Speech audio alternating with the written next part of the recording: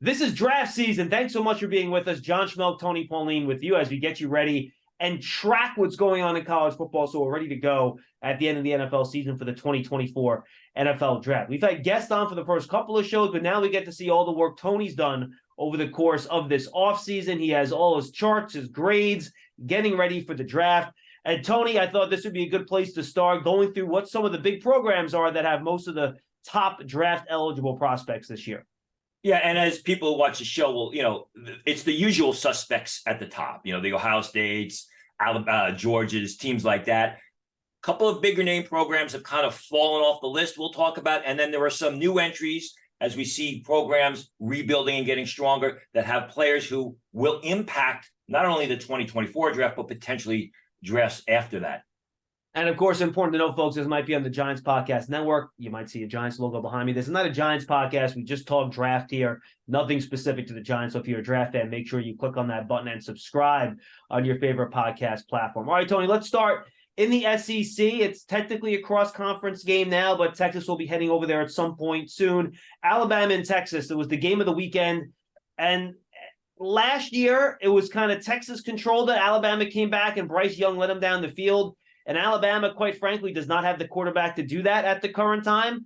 But Texas's quarterback, on the other hand, showed that maybe people should be focusing on him as a potential first-round pick come next spring. Back in July, if you read my previews on sportskeeda.com, I said about Texas has the talent on the roster to basically run roughshod over the Big 12 and then make a run at the college football championship. And if they didn't, it was a complete failure in coaching, Steve Sarkisian. I reposted that before the game Saturday night, and I had full confidence that Texas was going to win the game. I was a little bit worried early on because I think Sarkisian, if you watch that game, was getting a little too cute. I mean, it was a little too much gadgetry there rather than letting Quinn Ewers sit in the pocket, move around if you had to, and play NFL football. Yeah, and Tony, at halftime, you're like, Texas is dominating this game, but it was a one-score game, and you're like, uh-oh. And you go back to last year where they dominated the game and they end up losing the game, but Alabama does not have the pieces on offense or defense that they had a year ago. They got some good receivers. They got some real good running backs, but they don't have the pass rush. They don't have the quarterback. And Texas was able to finish the deal. You mentioned Quinn Ewers. When you look at Texas, there is a lot of NFL talent there. Javian Sanders, the tight end, Ewers, Adonai Mitchell, the wide receiver that transferred from Georgia to Texas. I think that guy's got first round all over him. We'll talk about a little bit about Xavier Worthy. Those guys are all first round, early second round picks. Jordan Whittington, the receiver, T'Vondre Sweat. But you get back to Ewers, yeah. I mean, things seem to kind of click a little bit later than they should at times. But, man, he is a big-time gunslinger. He is a dynamic quarterback. He can make the big play. He's got a next-level arm. It's coming together for Quinn Ewers, who, if you look at my board right now, he's like my third or fourth quarterback. I have him as a solid first-round pick. I don't know why more people aren't talking about him as a first-round choice. Yeah, and look, and he puts a nice touch on that deep ball. He had that one rainbow throw to the left side of the field. I think that gave Texas the lead there in the second half, where he just put perfect air under the ball and it dropped right in the bucket over the wide receiver's shoulder for the touchdown. Yeah, I think that was Xavier Worthy, who also made a nice catch there. Looking back, the over-the-shoulder catch, being able to track the ball and time his reception. But, yeah, you're right. He can make all the throws, Quinn Ewers. It's just that he's got to be a little bit more consistent. And I think a lot of that, we talked about C.J. Stroud last year and how I was I didn't think that Ohio State developed him correctly. I think Texas has got to let Quinn Ewers play. Sarkisian's got to stop with all the gadgetry. Let him throw the ball to tight ends. Let him throw the ball to the receivers. He's got the weapons there. Stop with all this funky stuff. You don't need it. Just let him be an NFL quarterback, which he's got all the skill to be. Yeah, you mentioned Worthy a couple times. He's small, but Tony, he is fast. That dude runs by people, and I thought you made a great point. I noticed this watching the game, too, on that deep throw I referenced. He was going across the field, right? Yeah. But Ewers threw it towards the middle of the field, and Worthy had to almost change direction, look over his opposite shoulder, and make the play. Not an easy play for a wide receiver to keep their footing and keep their concentration to come down with that sort of catch. At full speed, tracking the ball, basically being able to change your speed if necessary to either catch up to the pass or slow up a little bit. Worthy is a dynamic skill player. I mean, he is a playmaker. He's an electrifying player. And while that was a beautiful catch, there were a lot of catches, a lot of passes that slipped through his hands. There were a lot of contested or difficult catches that he should catch that basically get away from him. So I think of the top four guys, Sanders, the tight end, Ewers, the quarterback, Mitchell, the receiver. I have Xavier Worthy at number 4 of those players. He's got an upside. He's a dynamic guy, but like you said, he's small and he's got to be more consistent catching the ball. You want to go a little bit remember more? People will remember those dynamic plays. But when you watch the whole film, he'll make great plays, and you're like, "Whoa, he should have come away with that pass." That's what scouts are going to be focusing on. Do you want to give me a little bit more on Jatavian Sanders and Mitchell, who came over from Georgia? Yeah, I mean, Sanders is a big athletic tight end who, again, needs to polish his game. They don't use him as an inline blocker all that much. If you watch him, he's lined up in the slot. He's basically a pass catcher. He's what the NFL wants. He's a downfield threat. Let's see. I mean, he played incredibly well last year down the stretch. Was a little bit rocky. I mean, he made some big plays, but he was a little bit rocky against Alabama. Has got great upside. Donnie Mitchell 2 years ago, and during the 2021 season at Georgia, he looked like the next great receiver to come out of the SEC. Not out of Georgia, out of the SEC. He was hurt last year, but when he played, specifically that semifinal game against Ohio State, you could see the skills there. He's got first-round talent. I think he missed 9 games last year. He is a good intermediate pass catcher who shows run after the catch skill, who also flashes downfield speed. So keep an eye on Mitchell. I guess I was kind of surprised that he transferred from Georgia to Texas, but I understand why looking at the quarterback situation, because he's got an NFL quarterback to get him the ball, and Donnie Mitchell makes plays that an NFL receiver is expected to make. All right, Tony, we'll get back to Alabama when we hit the SEC. Why don't we knock off the 2 other Big 12 teams on your list first? TCU and BYU are the other 2 Big 12 teams that you're trying to keep an eye on. Who are some of the guys that fans should watch at those programs? The funny thing is TCU has had some good DBs come into the league lately, and I was very excited about their DBs. And then Colorado and Shedeur Sanders just shredded them. So, I got to go back and watch that film. But Josh Newton, a cornerback, I'm sure we're going to be seeing him at the Senior Bowl. He's big. He's talented. He's got outstanding ball skills. A guy to keep an eye on. Bud Clark, a junior cornerback, another guy to keep an eye on. He's a little bit bigger, not as polished as Josh Newton, but a guy who's got a lot of upside. They got 2 offensive linemen. Brandon Coleman, they're college tackles. Coleman is a left tackle who I believe projects to guard. You're looking at him as a 3rd-round choice. And Andrew Coker, who's a day 3 pick, big, strong right tackle on the offensive line, a guy who's going to get drafted, a guy who I have him right now as a day 3 pick. But if he continues to play well, and then he does well in the postseason at either the Shrine Bowl or the Senior Bowl, I think his draft stock will take off. BYU, we talked about Sumataya, I believe, when Bruce Feldman was on the game, making the move from right tackle to left tackle. Big athletic guy, showed terrific pass protection skills at right tackle at BYU. The draft is left tackle needy. So if Sumataya really elevates his game, he's going to go very early in the 1st round. Michael Harper, a terrific prototypical free safety, good ball skills, a little bit short, but has excellent sideline to sideline range. Keep an eye on a guy by the name of Ben Bywater, the middle linebacker, guy who's all over the place making plays, specifically against the run. I'm told that he's going to test off the charts. He's going to run in the 4.4s. I have him right now as a 5th-round pick. He's a guy at 240 pounds. If he tests as well as expected, and he's a guy who's a good player, he could move into the 2nd day of the draft. And Tony, we should give some love. A guy that we talked a lot about at the Senior Bowl last year on day 1. Then he got hurt. We didn't see him the rest of the week out of BYU. Puka Nacua with a 10-catch, 100-yard performance for the Rams in week 1 of the NFL season. He had a nice little week there. Great to see, because he was a guy who was downgraded because he's not fast, he's not quick. He's just a terrific football player. He's an outstanding pass catcher. You talked about Worthy, and we talked about tracking the ball. Nacua does that all the time. He just doesn't have that downfield speed, which is why he went so late. But, good coach is going to find a place for him to produce. Yeah, Sean McVay did in week number 1. We'll see how that continues down the road. All right, let's go to the SEC now. You talked about Texas, Alabama, Tony. And you mentioned usually Alabama has that 1 or 2 premier pass rushers every year that comes out, and you're like, all right, here we go. Do you not see it with this year's group? As far as Alabama's concerned, no. People are going to talk about Dallas Turner as an edge rusher. As I said, with early on, I look at Dallas Turner as a complete three down defender. He's a guy who, can rush the passer, but you can also use him in space. Go back to the 2021 film. I hate to pigeonhole the guy as just an edge rusher. Yes, he can do that, but he's not as impactful as some of the edge rushers that we've recently seen come out of Alabama. But on third and 5, you can play him over the tight end, and he's going to do a good job for you. Right now, I have Dallas Turner as a second-round pick. Obviously, my top the player prospect from Alabama is Kool-Aid McKinstry, who made a couple of nice plays against Texas Saturday night. He's long, he's physical, he's fast. He's got to do a better job getting his head back around, tracking the pass in the air. He's got to stop doing so much face guarding because that's going to hurt him at the next level.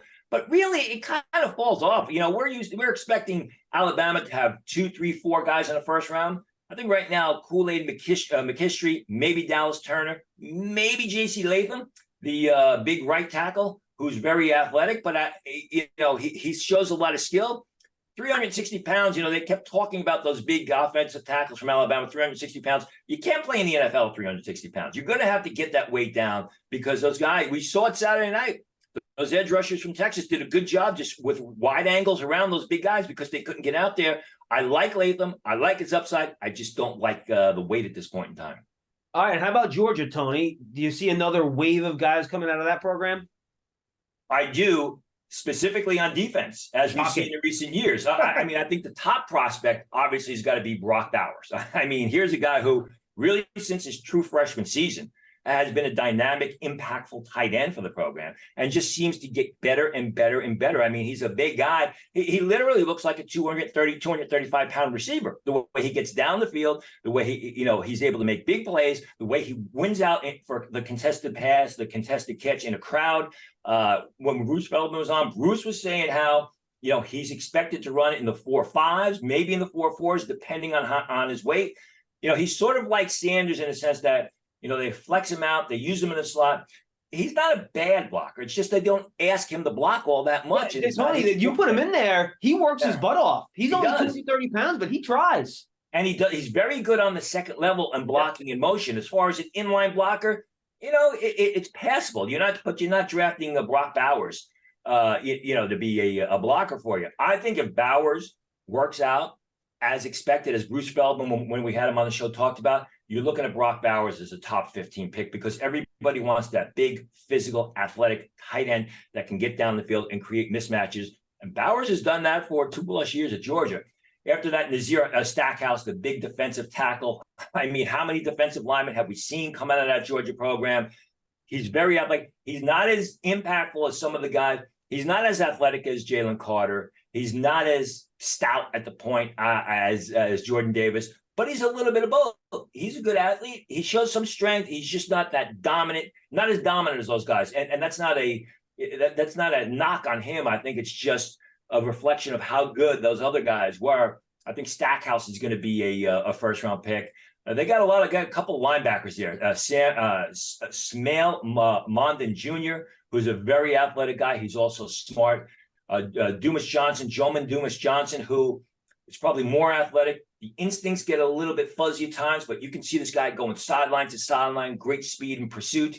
Again, I think it's going to be primarily a defensive draft at the top for Georgia, except for Brock Bowers. But then even later on, Amarius Mims, the junior tackle, we've seen Georgia, as Giant fans know, just produce offensive lineman after offensive lineman. Mims is the next guy. They got another junior cornerback by the name of Kamari Lassiter. These guys are all day 2 picks on my board, and they've got a lot of upside.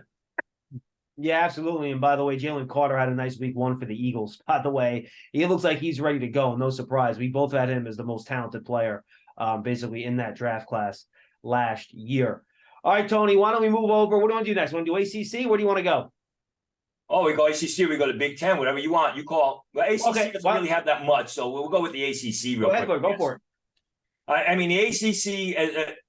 The top program is Clemson, as the top program from the ACC has been, the past couple of years, even though they lost a bad game to Duke the first week of the season. And again, they're going to have some good linebackers and some good defensive players. Barrett Carter. They had Trent Simpson last year, who was very athletic, fell a little bit later because as I had said all along, even though he's a great athlete, his instincts concern me, which is one of the reasons why he fell. Barrett Carter right now is probably close to as athletic as Trent Simpson, but he's got great instincts. He's a guy that will rush up the field if you need him to rush the passer. He's outstanding in coverage. He'll get depth on his pass drops, 20, 25 yards down the field. He shows great sideline to sideline range, great pursuit. He really is an outstanding 3-down linebacker. He's a third-year junior. I want to see what his height weight is. That's why I have him as a second-round pick, but I could see him absolutely ending up in the first round. I'm going to try and pronounce this guy's last name again. I know I butchered it when Bruce was on. Rook or Aurora, the defensive tackle. That was better. Rook or Aurora and Tyler Davis. They got a nice tandem in there. They are both 6-year seniors. Both of those guys, if they had entered the 2023 draft, they're both day 2 picks. They moved towards the 2024 draft again as day 2 picks. Aurora is, even though he's a little bit smaller, he's stouter. He's a guy who does a better job occupying gaps, but he's also very athletic, where Tyler Davis is more of a 1-gap defensive tackle, a 3 technique if you needed that sort of guy. He's put on some weight, as Bruce said. I don't know that he's going to be able to play that weight. We'll see what happens. But he's very explosive. If you line up a 4-man line and you play a 1-gap system, they have a couple of real good defensive backs, as Clemson usually does. Nate Wiggins, the third-year junior cornerback. Right now I have him as a second-round pick on my board. And Andrew Makubu, the safety. A lot of people like him. I like him, but I like him as a third-round pick. And then there's Jeremiah Trotter, who is an outstanding player. He's got great bloodlines. He's tough. He's physical. I have him as a third-round pick because when I watch his game, he's more of a 2-down run defender. He's not a guy that's real good in coverage. He's not a guy that gets depth on his pass drops. He's not a guy that you can place over the tight end in coverage, and he's going to basically do a good job. I like him as a run defender, but I think he's a little bit one-dimensional in that aspect. Yeah, look, I think those are some good nuggets here, Tony. And I wanted to talk Florida State a little bit because they had that early big win in week 1 of the college football season. I think that was technically week 1, right? Where they go out there and they beat LSU in what was a fun game. And they went to work in the transfer portal. We talked a lot about that with a couple of our guests earlier on a couple earlier draft seasons. And, Jared Verse is a guy that could have came out and been a top 10 pick last year, in my opinion, at worst top 15, top 20. And he still looks unbelievable, looks like a really good player. And then their passing game. I know Jordan Travis is known as more of a runner. I thought he threw the ball very well in that first week against LSU. And then Keon Coleman, he's showing those ball skills to go up and get it. And then Johnny Wilson's kind of unique as like this 6'7" behemoth. So take us through some of the guys at Florida State that you like. Yeah, well, you did Johnny Wilson. I think Johnny Wilson is this year's version of Elijah Higgins, maybe a little bit better. Is he going to be a receiver at the next level? Is he going to be a move tight end? 6'6", 236 pounds, 4'6", I have him as a tight end on my board right now. But he's got to learn to play the tight end position. He's got all the physical skills. Real good pass catcher. He will win out for the contested throw. He's very reliable. Jared Verse, he's an interesting guy in a sense. 6'3.5", 253 pounds. You can use him out of a 3-point stance. You can stand him up over tackle. He seems to get better and better and better, which is what you like. I think that the issue with Verse, and it will determine how early he goes, is how fast he is. I've heard some people say in the high 4.7s. I've heard some people say in the 4.6s. So I think testing numbers will be very important for Verse.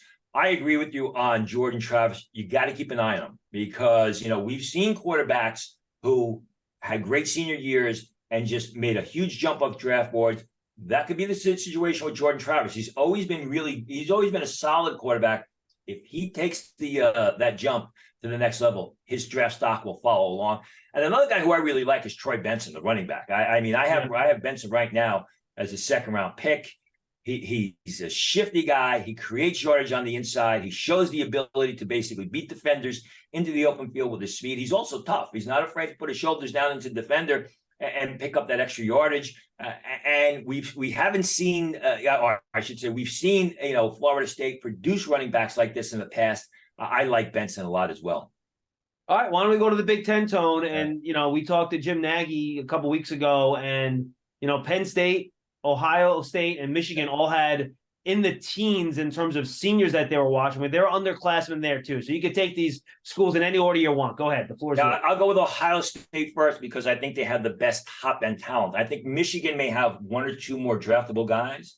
But when you look at Ohio State, Marvin Harrison Jr., I love Ibuka as well, the other receiver. The two defensive linemen, Michael Hall Jr., JT Tuamailoa, the undersized edge rusher. I mean, these are all guys that are first round, maybe early second round choices. Everyone talks about Marvin Harrison. I think the issue with Marvin Harrison is just the quarterback getting the ball to him this year because they have a first year quarterback. If he gets the ball to him and then Marvin Harrison tests as well as he's expected to test, as Bruce Feldman told us about that show, Harrison's going to be a very early pick. Tall, lanky, fluid, long arms, big hands, great bloodlines, catches the ball well.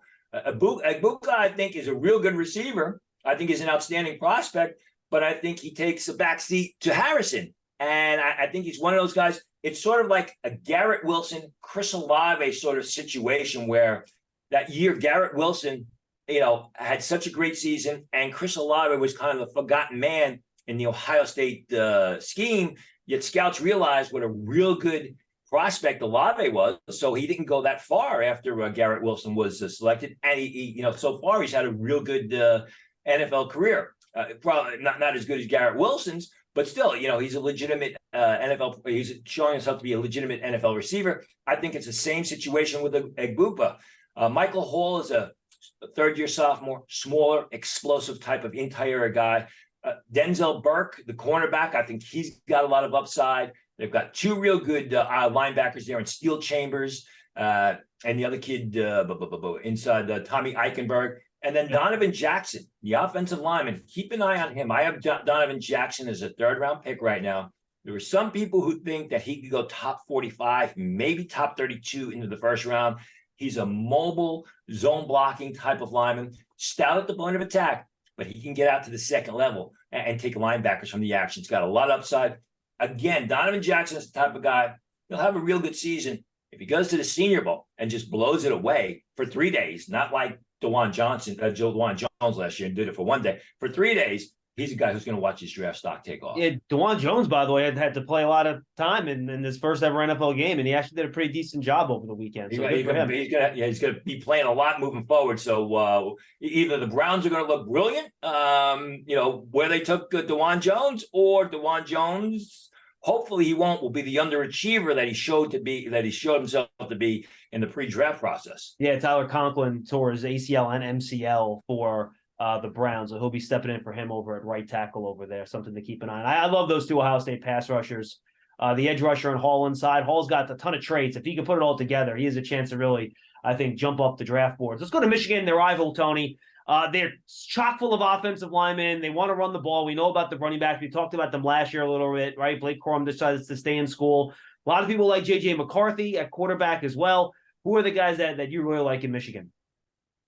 Ton of players. I don't see any first-round picks at this point, and I'll explain why. My number one guy is someone that a lot of people don't talk about, Junior Colson, the inside linebacker, who is a three-down player. Stout against the run, stacks well against the run, makes plays in pursuit, also real good in coverage. I talked about Jeremiah Trotter before from Clemson, who, when it's 3rd and 5, 3rd and 6, you can't play him over the tight end. You can play Junior Colson over the tight end or even running backs out of the backfield, and he'll do a good job for you. Blake Corum, I have him rated much higher than scouts. I just love him as a football player. You talked about Nakua from BYU, the receiver before, who had a great first game. I see Blake Corum in the same sort of situation in the sense that he's not real big, he's not super fast, but you give him the football and he's going to find ways to produce. He's a real good football player. I don't know that he's the quote-unquote feature back, but I think he's going to fit a scheme where they rotate backs, and he's also a good pass catcher in the backfield. I like J.J. McCarthy. I like his moxie. I like his head. I like his playmaking ability. I'm not so sure about his arm strength. He seems to really have to put a lot of effort to get speed on the ball, to get the passes through the tight windows. That's something that will be determined in the pre-draft process when scouts ask him to make specific passes. If he enters after this year, I don't know that he's eligible to be in the Senior Bowl or the Shrine Bowl, but it's something that's going to have to be figured out. I also like Mike Sanistril, the undersized defensive back. He's sort of like Corum and McCarthy in that he's feisty, he's smart, he's explosive. But like Corum, he's a little bit undersized. But again, all he does is make plays. Chris Jenkins, we talked about Chris Jenkins with Bruce Feldman. A lot of scouts have him highly rated. He's an athletic one-gap defensive tackle. He's explosive. I have him as a third-round pick, and here's why. Chris Jenkins benefited the past 2 years from Mozzie Smith being in the middle of that defensive line, gobbling up two double-team blocks, sometimes triple-team blocks, which freed things up for Chris Jenkins. Mozzie Smith is no longer there. So I want to see how Chris Jenkins does now that he doesn't have somebody playing next to him that's going to command double and triple-team blocks. We'll see how he does on his own. Michigan's basically had a cream puff schedule early on. Let's see what happens when they go up against Ohio State, when they go up against Penn State, that's got an outstanding offensive line. You mentioned the offensive lineman, Zach Zinter, the guard, Miles Hinton, the transfer from Stanford, who I really like a lot, Trevor Keegan, the Darius Henderson. It goes on and on and on. A lot of these guys are going to be day 3 picks. Some of them may not even be drafted, but they're all being camped and they will all have a chance to make an NFL roster at the next level. And then, Tony, Penn State, we know they know how to recruit down there. I really like their corner. I watched him over the summer. I think he's a very, very interesting player. Who else do you like on that Penn State roster? But this is the sleeper team in the Big Ten as far as I'm concerned. And their first-year quarterback is playing well. Obviously, everyone talks about Fashanu. If Fashanu enters the draft, he's probably battling Paris Johnson to be that first offensive tackle off the board. We loved him last year. We loved him. Anyway, had some hip and shoulder injuries, which I was told basically sent him back to school. I'm sure he got a huge NIL deal, which kind of softened the blow and made going back to school more attractive.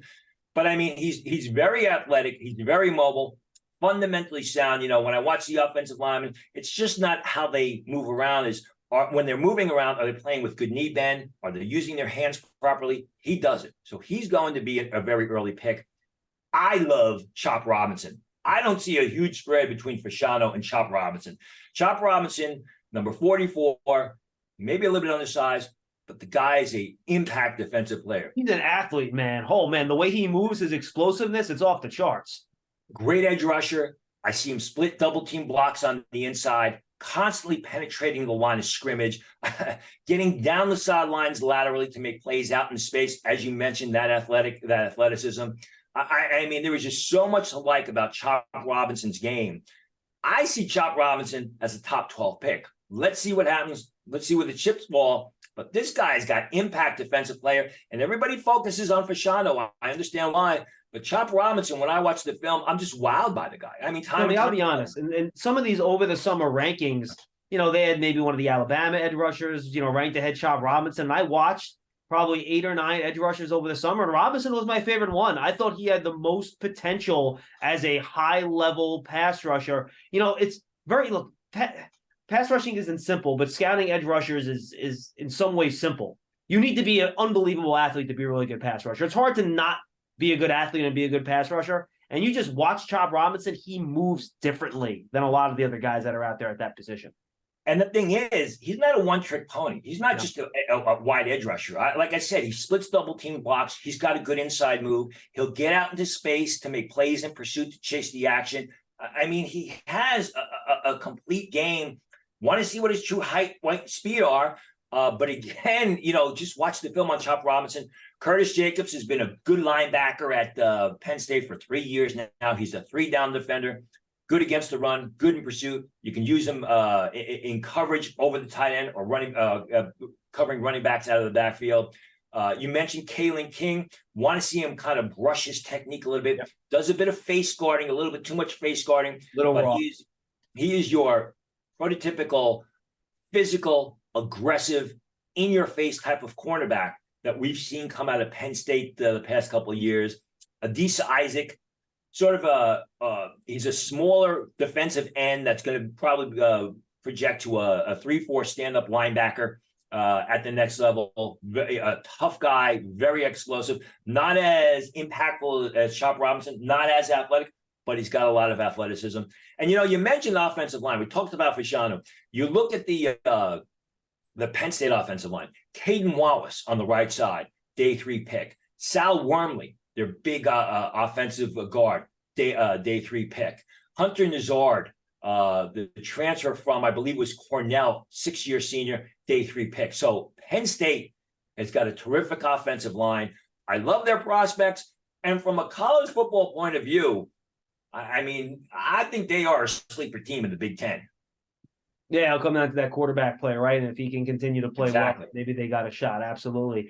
Because look, the Big Ten, you mentioned Ohio State, they have quarterback issues. They're still trying to figure that out. You know, McCarthy, he's a good player, but Michigan's still a run game, right? At their core, that's what they want to do. So if Penn State can figure out that quarterback position, they have a shot. And so far, so good. And I think when you look at Penn State versus Michigan, Michigan may have more overall talent, but Penn State has the more impactful talent, especially on the defensive side of the ball. They have the guys that will basically wreck the game or alter a game's momentum with Chop Robinson, with Isaac, with Kalen King with the big interception. They have those type of players on defense. All right, let's wrap it up here with the Pac-12, Tony. Not that these two teams will be in the Pac-12 for much longer. They'll be headed to the Big Ten with that. I'm never going to figure out where all these teams in these conferences are, Tony. I'm not going to lie. But Oregon and Washington are really the two teams you're keeping an eye on here. Who do you like from those schools out west? I know Washington has that really, really good edge rusher, right? Trice coming off the edge there. Braylon Trice, right. When you look at these two schools right now, you're not looking at any first-round choices. You're probably stretching it if you want to say they got top 45 picks, but they got players who can move up boards, primarily bottom half of day 2 guys, as the way they sit on my board. You look at Oregon, Tony Franklin, the receiver, good, not great. I mean, he's a feisty guy. He competes. He's a decent vertical receiver. Don't know what his pure 40 time is, but he's he's an impact receiver who I think could be a good number 3, maybe number 2 at the next level. I have a 3rd-round grade on him. Bucky Irvin, the running back, who didn't play all that well against Texas Tech on Saturday, but a guy that if you watch the film, especially last year, they give him the ball, no one can stop him. He beats the defensive defenders on the inside. He can turn the corner. He picks up big chunks of yardage from the line of scrimmage, and he's an outstanding pass catcher out of the backfield. Bo Nix at the top of his game looks like a top 45 pick, and then there'll be some streakiness where you're like, head scratching. But Bo Nix, you look at where Bo Nix is, where he is today compared to where he was as a freshman at Auburn, and you're like, wow. I mean, as a freshman at Auburn, you're like, find this guy a new position because he can't play quarterback. Yeah. Now you're looking at him as a day 2 pick. Yeah, Tony, I think what NFL teams will like about him is that he's had to deal with crushing failure, right? I mean, what happened to him at Auburn was something that would end a lot of careers, right? Players just like, I don't want to deal with this anymore. Like, it was his school. He was such a big name there, and he just fell apart, but he stuck with it. And to your point, he's turning himself into a legitimate pro prospect at Oregon now. Good for him. Yeah, legacy, whose dad, was a famed quarterback at Auburn. But then you look at that Auburn program under Harsin and basically how the bottom fell out for not just Bo Nix, but the entire program. Sure. You go to Washington, they got 2 terrific receivers in Jalen McMillan and Romeo Odunze. 2 different types of receivers. McMillan's more your downfield threat, your quicker run after the catch threat. Odunze is more of your bigger possession type of receiver who wins out for the contested throws. Both of those guys are third round prospects on my board. Braylon Trice, who you talked about, who enters his senior season. He's your sort of your one gap defensive end, 3-4 outside linebacker who shows some strength at the point. It's not the biggest guy in the world, but consistently penetrates the line of scrimmage to impact the game. And Tony Fatanu, their left tackle, who I think is going to be an outstanding zone blocking guard on Sunday. You watch him, he moves well. So again, solid fundamentals, plays with good knee bend, blocks with leverage, uses his hands exceptionally well, moves well around the field. Not the strongest guy in the world, not the biggest guy in the world, which is why I say he's a college left tackle who projects to a zone blocking guard on Sunday. It's funny, Tony. I'm going to ask you about Odunze because I agree. I watched him this summer, and we didn't talk about it. And I look at my notes; they're exactly the same as yours. Bigger guy, not a lot of juice, good receiver, good hands, kind of a possession guy. But then Feldman had him in his top 100 on his free throws, and he's like, yeah, he's going to test in the low 4.4s, which when you watch it, it's hard to believe. But if he does test that well at that size, I think he's going to shoot up depending on if those testing numbers are legit. Yeah, and it's a matter of, getting him to take those testing numbers, transition those testing numbers onto the football field. You remember, a lot of the same things were said about Breece Hall. Breece Hall, the big question, the running back, and I was, well, he doesn't look fast. He doesn't, he's not a true perimeter runner. He goes to the combine, he runs, what, a 4.39 or something like that? And now they've coached him to transition that speed onto the football field. That's so much of it is, you run a 4.42 in shorts and a T-shirt. Now you got to run a 4.42 in pads with a helmet on, with a defender on the other side, thinking and knowing what your assignments are. It's a matter of transitioning that 40 time into football speed. Yeah, and he looked damn good in his first game on Monday Night Football, didn't he, man? I know he's splitting carries. He was phenomenal last year before he hurt his knee. Reminds me a lot of Curtis Martin, the way where there seems to be no yardage available, he just finds a way to pick up yardage. Breece Hall. And again, if you watch the New York Jets, from the time he got hurt, it was all downhill for that team. And on the Monday night game against the Bills, again, he was picking up huge chunks of yardage. Just a phenomenal running back if he's able to stay healthy. Yeah, coming off an ACL, pretty impressive. Like to see it. All right, folks. So draft season, we're going to try to do it every week during the season here, but we're going to try to make the episode, since it's every week. I know people watching the NFL, they have a lot going on. We're going to try to keep the episodes a little bit smaller, around 30 to 40 minutes or so in that area to give you time to watch everything. But we're going to try to get to you every week. Maybe there'll be a week here or there. Like next week might be tough. I'll be in Tempe for the Giants 49ers, but we'll do our best to get something up. We'll track college football. We'll have some guests on. We'll look at how maybe some of the rookie class is doing in the NFL and the AFC and NFC to give us some stuff to talk about. So make sure you stay tuned to draft season the rest of the season. Tony, closing thoughts before we say goodbye? I think the closing thoughts are, there's two programs that we didn't talk about that are usually in this, and that's LSU and Oklahoma. And those programs, as we saw Oklahoma last year, we saw LSU the first game of the year. Those programs are down. LSU may have a player or two taken in day two. When you look at the Oklahoma roster, I don't see any top 100 picks. Wow. And Oklahoma is a team that has consistently put players into the first round. You look at their roster this year, and maybe the receiver, maybe the offensive lineman, Guyton, if he has a big year, pops into day two of the draft. But right now, you can't expect a lot from Oklahoma. They just don't have the talent on the field. A lot of that is the transfers following their coach to USC. Is that the problem there? That's a large part of the problem. And, the new coach has got to be able to recruit players, although they won't impact the draft for a couple of years. So, and it's reflective in their record. They were terrible last year. They had a big game early on. Let's see what happens when they get into the meat of their schedule. Let's see what happens when they play Texas in the Red River rivalry. Yeah, one more follow-up on LSU, Tony. Malik Neighbors, the wide receiver. Yeah. I liked him when I watched him over the summer. I was a little disappointed when I watched the game against Florida State. I didn't think he did as much as I would have liked. Your thought on Neighbors? I have Neighbors right now as a third-round pick. I think Neighbors' fate is basically goes hand in hand with Jaden Daniels. That was going to be my question. I think he's impacted by the quarterback play. I agree with you 100%. And as we saw with Daniels last year, he was not good in the beginning of the year. Neither was Kayshon Boutte. And then all of a sudden, Daniels really kicked it into gear and gave a lot of people hope as the season went on, especially that victory over Alabama. And Boutte picked it up. So I think it's a situation where Neighbors, who I was third-round pick, his fate relies heavily on the consistency of Jaden Daniels, who's shown a lot of inconsistency the past, 5 years in college.